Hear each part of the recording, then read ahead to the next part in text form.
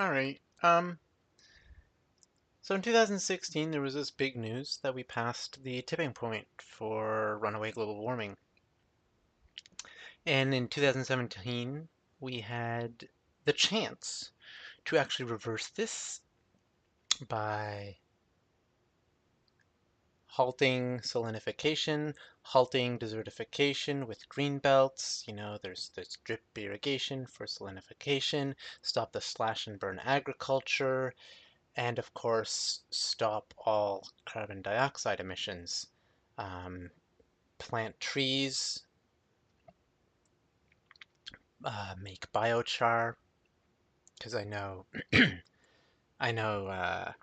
for a healthy forest, some of those, you actually need to have controlled forest fires for a healthy forest. But when you do that, you can you can convert the wood into soil instead of just all burning it all. Like slash and burn releases a lot, but if you can sequester those trees into the soil, sequester that carbon into the soil, then it's good because trees, you'd think that their mass comes from the soil, but most of plants' mass is carbon taken out of the atmosphere. So if you can put those plants into the soil, um, then that's where the carbon goes, right?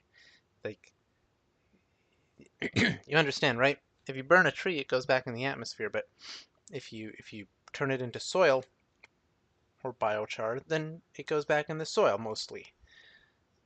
That's kind of obvious. So yeah, just I feel like this isn't said enough because like this is the last chance for humanity to have a habitable planet, and it's our fault. It's consumerism and apathy. It's our fault that we're destroying the planet. So like maybe next 2 years or so, that's our chance to reform our economy, reform our agriculture, stop relying on petroleum pesticides and herbicides and fertilizers and like you can make fertilizer out of poop. It's pretty simple to get fertilizer from bogs, wetlands. So there's a lot of places you can get fertilizer. Um, if you grow different plants at once instead of just monocultures, you can actually combat insects. Instead of just poisoning everything, birds eat insects. But I mean, if you kill off the birds with poison, then it's what like pesticides first got popularized by what that the thing that made the peregrine falcon almost go extinct. I forget what it was called, but it got banned because it was so dangerous for humans with the bioaccumulation. Oh, and of course, family planning policies like China's now defunct one-child policy, one-child program. That was where, after X amount of kids, government stops subsidizing you to have babies because if everybody has like 3 kids, then we get overpopulation. And with overpopulation, well, we have overpopulation, but with more overpopulation, then resources dry up sooner.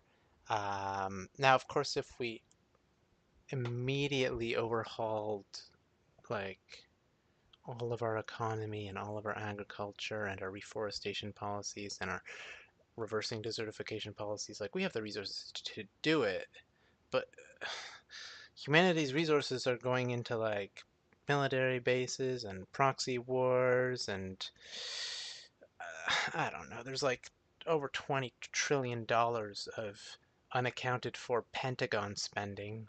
You think you think with $20 trillion we could maybe plant some trees, maybe tell farmers to stop uh, slash and burn agriculture, the main cause of deforestation. Maybe stop subsidizing the meat industry with all of its methane emissions and torture. There was something that got me mad. Oh yeah, the justice system, you know? If you want to sue someone for like breaking a contract with you, you need like $10,000. Oh, and you have to fly there. And if you fly there, they can cancel the court hearing. Um, but if you're like undocumented, or if you like are seeking asylum, or you're a climate change refugee, you get kicked out by ICE. And they don't even like ICE does it like without warrants even. It's ridiculous. Um, that's so off topic though. The main thing we should be focused on is not how do I say? I live in a city, let's call it K, and in K there was this one bigot who was really mean to gays. And so this other guy who advocates gay rights is like, "Hey, in K there's a lot of really fundamentalist people and look at how mean they are to gays." And I'm like, "Oh wow, you're right." But you know what? There's over 100,000 people living in K, and yeah, there's gonna be one bad apple in 100,000. But I mean, maybe he was right.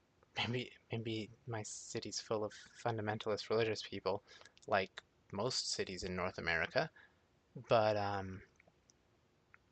what was it? The Canadian Minister of Environment, I think his argument for like the tar sands was that the apocalypse is coming anyways, therefore it's okay to destroy the planet. And like now that we've passed the tipping point for 2 years with turning the whole planet into a desert, because everybody knows relative humidity goes up as temperature goes up, um, that means more humidity, more clouds, gaseous water vapor, and that's the greenhouse gas. Water vapor, that stuff that condenses when you breathe on a cold day.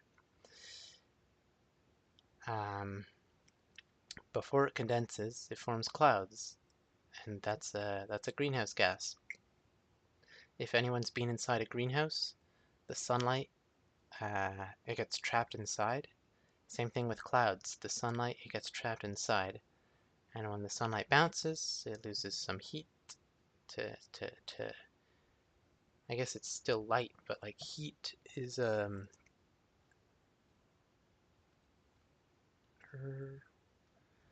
it, I actually forget. I know, okay, there's two types of heat. Okay, yes, that's right. Heat is low energy light, and temperature is the um, the vibrations, the average like vibrational energy of the atoms and molecules. But heat is actually the transfer of heat energy. So the light is just the energy, but the vibration of the atom is like the actual temperature. That's why that's why yeah, when the light bounces, it like part of it turns into heat, which is just a low, what do you call it, infrared? That's infrared, right? You can see when you wear like infrared goggles. I haven't, but if you did, you could see a heat energy from people's bodies. That's why people can see, like snipers can put on infrared goggles and see people in the distance, even if it's like pitch black, because it in that spectrum, there's the heat, there's the light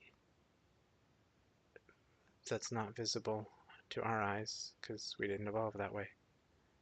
Maybe like some deep ocean fish can see infrared, but not humans. Um,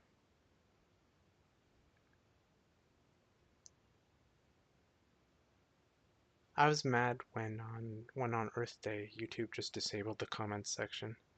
It's like Congress is in the pockets of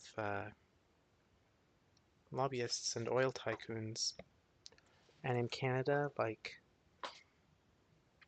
the Canadian government tells us Canadians that the tar sands, I don't know what they're called now. Apparently you're not supposed to call them tar sands because it's like derogatory. It's tar in sand. That's what tar sands are.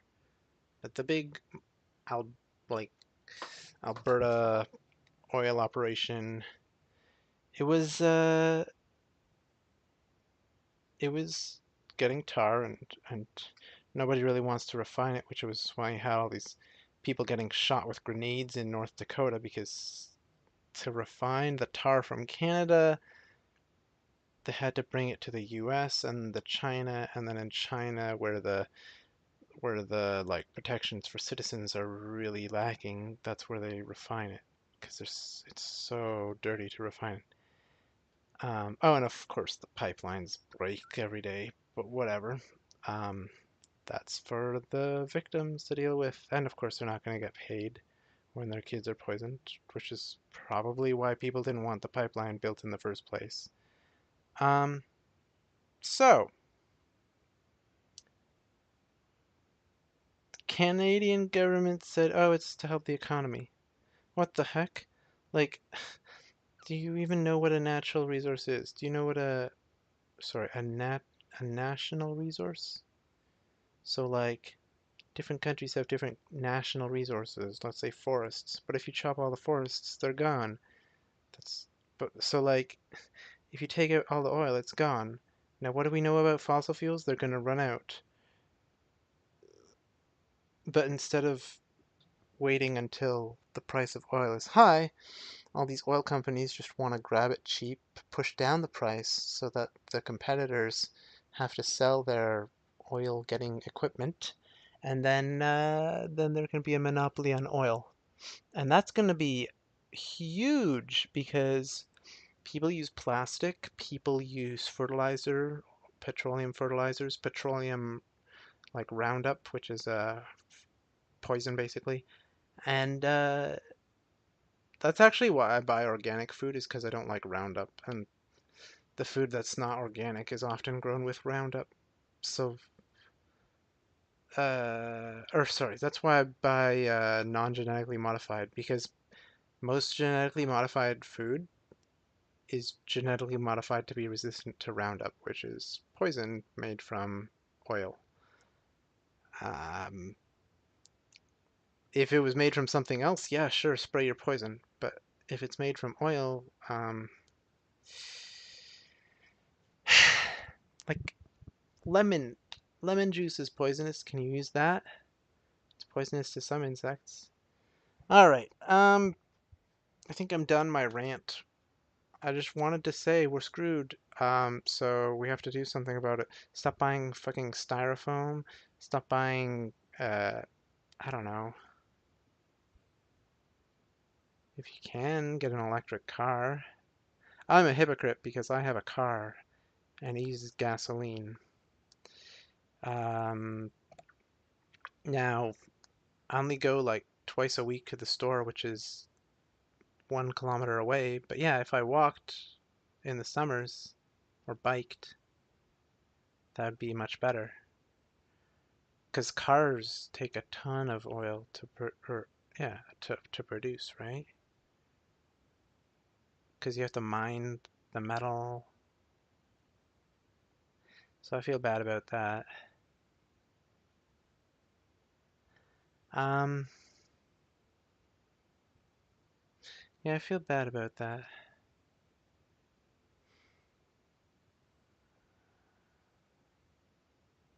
Then again, well, yeah.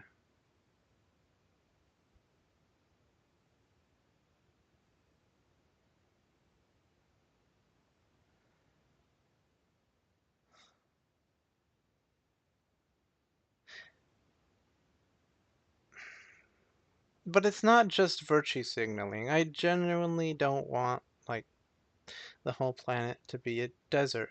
And when I say the whole planet, obviously I don't mean the ocean.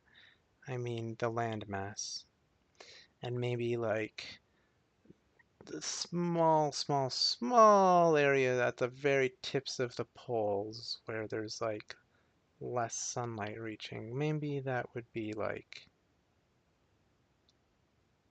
not desert. But still, like, we can't just destroy the whole planet to save a few cents.